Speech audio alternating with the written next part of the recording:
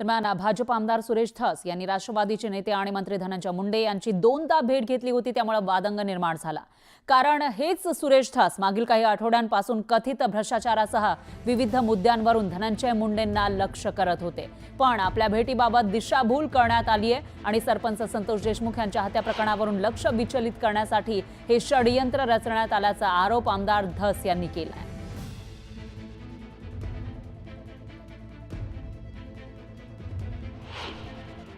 बावनकुळे साहेबांनी आमच्या दोघांची लावलेली बैठक आणि मी धनंजय मुंडे यांना त्यांच्या निवासस्थानी भेटायला गेलो, या दोन गोष्टी एकत्र झाल्या। काल बावनकुळे साहेबांचं त्या बाबतीतलं स्टेटमेंट झालं आणि नंतर मी भेटल्याचं सुद्धा टीव्हीला आलं किंवा लीक केलं गेलं।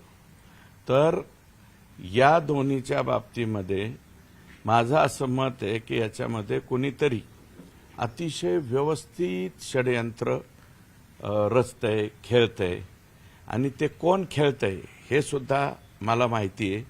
मी माननीय मुख्यमंत्री महोदयांच्या हे कानावरती घालेल आणि हे जे षडयंत्र कोण रचतंय त्यांचा पर्दाफाश मी निश्चितपणे योग्य वेळेवर त्या ठिकाणी करेल।